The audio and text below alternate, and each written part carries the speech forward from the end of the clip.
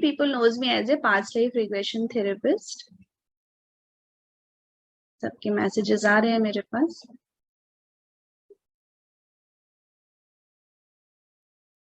तो थोड़ा सा मैं अपने बारे में इंट्रोडक्शन देना चाहूंगी कि how I have become PLR therapist. Basically, from childhood I was a spiritual person. और बहुत ज्यादा क्यूरियोसिटी थी मुझे हर चीज के बारे में जानने की, स्पेशली सोल क्या होती है, डेथ क्या होती है, बर्थ क्या होता है. स्पेशली डेथ को लेके तो मुझे शुरू से ही बहुत सारे क्वेश्चंस थे. व्हेन आई वाज 4 और 5 year old, at that time I asked my father कि डेथ क्या होती है और डेथ के बाद हम कहाँ जाते हैं. इस तरह के बहुत सारे मेरे माइंड में बहुत सारे क्वेश्चंस थे. तो उसके लिए मैंने बहुत सारी चीजें स्टडी करना शुरू करा, बहुत सारी चीजें स्टडी करी और कई कई ऑर्गेनाइजेशन को मैंने ज्वाइन करा. हर ऑर्गेनाइजेशन में जो भी वहाँ के जो भी स्पिरिचुअल गुरु जो थे उनकी फिलॉसफी को स्टडी करने की कोशिश करी. बहुत कुछ था, मतलब काफी कुछ कोशिश करी जानने की. पर एक पॉइंट था जहां आकर मैं अटक जाती थी.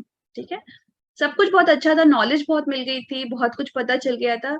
पर जहां पर ये बात आती थी कि नेगेटिव इमोशंस, ठीक है, तो वहां पर ऐसा लगता था कि नहीं, हर जगह कुछ ना कुछ कमी है.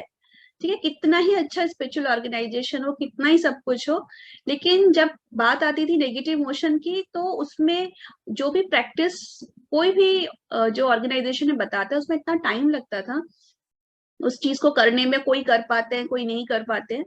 तो वहां मुझे लगा कि नहीं, कुछ तो और भी डिफरेंट है, कुछ तो है जहां से हम अगर कुछ चीजों को हम अपने जान जाए तो हम इन चीजों को जितना टाइम, अगर किसी चीज को हील करने में 10 मंथ्स लग रहा है या 2 इयर्स लग रहे हैं, 3 इयर्स लग रहे हैं, ठीक है, उन चीजों को हम जरूर कोई ना कोई तो ऐसे टूल टेक्निक होंगे जिसको हम चुटकियों में हील कर सकते हैं.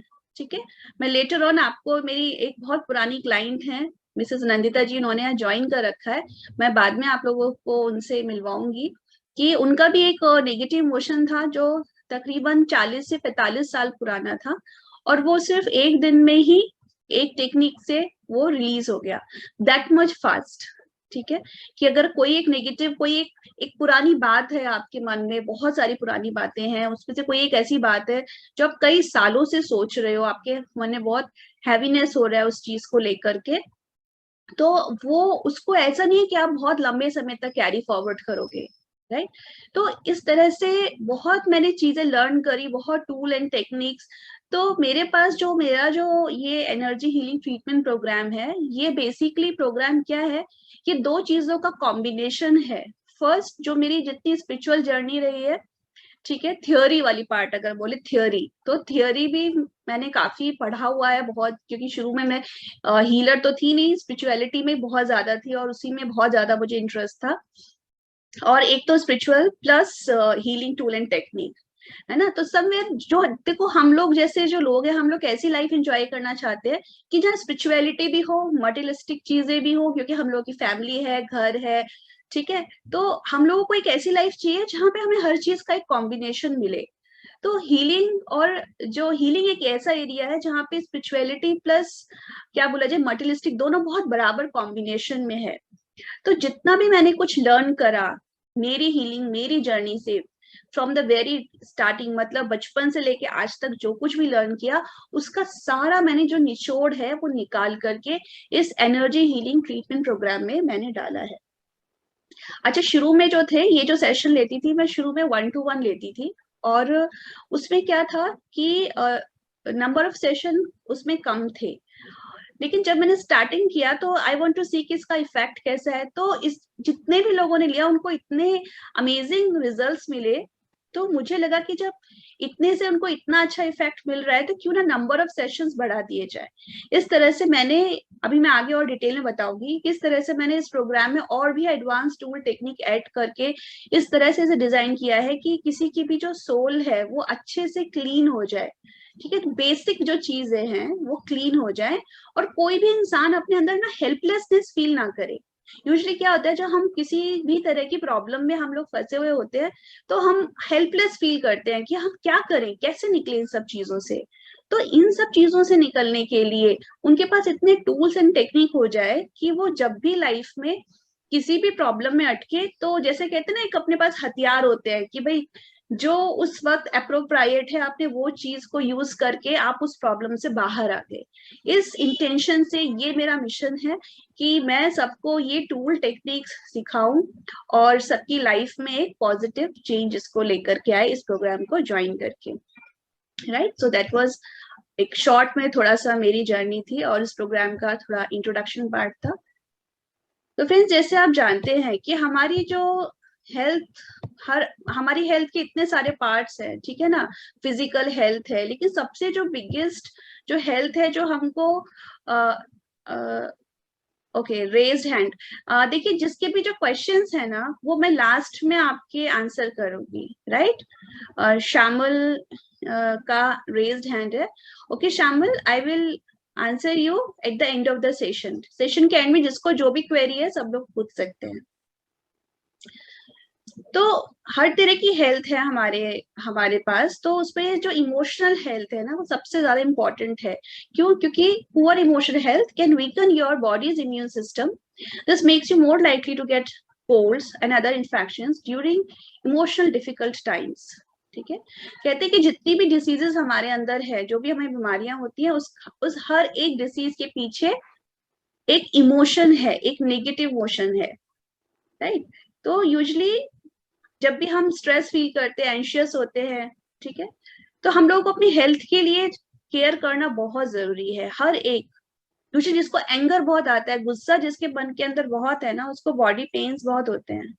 ठीक है, जो अपनी लाइफ में इनसिक्योर बहुत ज्यादा है, फियर है उस किसी को, तो उसको डायबिटीज होती है। इस तरह से हर एक डिसीज के पीछे एक इमोशनल हेल्थ है, बट सॉरी इमोशन है। लेकिन अनफॉर्चुनेटली क्या है ना, कि हम लोगों के अंदर ये अवेयरनेस नहीं है। हमारे अंदर ये अवेयरनेस नहीं है कि जैसे हम हर एक चीज में इन्वेस्ट करते हैं, ठीक है, इस तरह से हमें अपनी इमोशनल हेल्थ पे भी इन्वेस्ट करना है। ये हमारे अंदर अवेयरनेस नहीं है, और इसी की वजह से हम लोग लाइफ आफ्टर लाइफ हम लोग अपने अंदर सफर करते हैं। तो नेक्स्ट क्वेश्चन है, why I am suffering in life, है ना। हमें लाइफ में इतनी सफरिंग क्यों मिल रही है? रिलेशनशिप है, मनी है, करियर है, हेल्थ है, इन सब में हम क्यों सफर कर रहे हैं? Because of our stored negative emotions. क्योंकि हमने इतने सारे जीवन जिए हैं, चाहे वो प्रेजेंट लाइफ का हम लेते हैं, अगर हम पास्ट में जाके देखें तो पास्ट में हमारे अंदर इतने सारे, हमने अपने अंदर नेगेटिव इमोशन स्टोर करे हैं। पास्ट लाइफ में पीछे जाकर देखते हैं, पास्ट लाइफ में इतने सारे नेगेटिव इमोशन स्टोर करे हुए हैं। ये सारे इमोशन हमने स्टोर करे हुए हैं। कहाँ हमने स्टोर करे? इस फिजिकल बॉडी के अंदर नहीं करे हैं। ये सारे इमोशन हमने हमारी इमोशनल बॉडी में करे हैं। ठीक है, आप लोगों ने सुना होगा वर्ड पंचकोशास। ठीक है, तो पंचकोशास क्या है? हमारी 5 टाइप्स की बॉडीज होती है। ठीक है, सबसे पहले हमारी फिजिकल बॉडी है, उसके अंदर energy body, mental body, intellectual body and blissful body. तो जब आत्मा शरीर छोड़ती है तो छोड़ा क्या उसने? ओनली फिजिकल बॉडी को छोड़ा, लेकिन उसके साथ वो 4 अपनी बॉडीज अपने साथ लेकर गई। ठीक है, और उसमें जितने भी नेगेटिव इमोशंस हैं वो सारे हमारे एनर्जी और मेंटल बॉडी के अंदर स्टोर्ड है। तो ये दोनों इमोशन जब तक इन दोनों बॉडी के अंदर है, इसको हम क्लियर नहीं करेंगे, क्लीन नहीं करेंगे, तब तक हमारी जो पीछे की एक बॉडी है जिसका नाम विज्ञानमय कोश है, जिसके अंदर इतना इंटेलिजेंस है, इतना सब कुछ, हमारी को अगर देखा जाए, अगर सच में देखा जाए तो हमें किसी से सेशन लेने की जरूरत नहीं है। ठीक है, क्यों? क्योंकि सारा विजडम हमारे अंदर है, सब कुछ हमारे अंदर है। लेकिन फिर भी ऐसा क्यों होता है कि हमको सेशन लेने की जरूरत पड़ती है? क्योंकि हमारे अंदर नेगेटिव इमोशन इतने ज्यादा हैं, जब तक हम उसको क्लियर नहीं करते, क्लीन एंड क्लियर नहीं करते, तब तक वो हमारी बॉडी, हमारे अंदर का विजडम बाहर निकल के नहीं आता। जब तक विजडम नहीं निकलेगा तब तक हम ब्लिस फील नहीं करेंगे। तो सोल की जर्नी क्या है? सोल की जर्नी ये है कि वो फिजिकल बॉडी से और डीपर डीपर डीपर जाकर के सबसे पीछे की जो उसकी बॉडी है, ब्लिसफुल बॉडी है, जो आनंदमय शरीर है, उसको टच करना। लेकिन आनंद, हम तो सफर कर रहे हैं, हमें आनंद क्यों नहीं मिल पा रहा है? आनंद हमें इसलिए नहीं मिल पा रहा है क्योंकि हमारे इतने सारे स्टोर्ड नेगेटिव इमोशन है। और सिर्फ नेगेटिव इमोशन नहीं, हमारे रॉन्ग बिलीफ सिस्टम। ठीक है, हमारा बिलीफ सिस्टम को इतना गलत बना दिया है कि हम लोग समझ नहीं पाते कि हमें राइट बिलीफ सिस्टम कैसे रखना चाहिए। ठीक है, अगर हम पैसों की बात करें तो हमें शुरू से बचपन में क्या बोलते हैं हमारे पेरेंट्स, कि पैसे कोई पेड़ पे नहीं उगते हैं। बहुत मेहनत करोगे तो ही तुम्हें मिलेगा। ये बात भी माइंड बैठ गई, तो वो पर्सन ये नहीं सोचता कि अच्छा वो कुछ अच्छा कंट्रीब्यूट करके भी, राइट। एक तो होता है कोई गधे की तरह काम कर रहा है, एक होता है इंसान स्मार्ट वर्क कर रहा है, डिफरेंस है कि नहीं है? ठीक है। तो रॉन्ग बिलीफ सिस्टम हर एक एरिया में, ठीक है। किसी फैमिली मेंबर ने आपसे पैसे मांगे तो आप सीधे क्या बोलते हो, अरे ये तो सेल्फिश ही है, पैसे हमसे मांग रहा है। जब क्यों? क्योंकि आप लोगों को एक कॉन्सेप्ट नहीं क्लियर है। उस कॉन्सेप्ट का नाम क्या है? Energy exchange. ठीक है।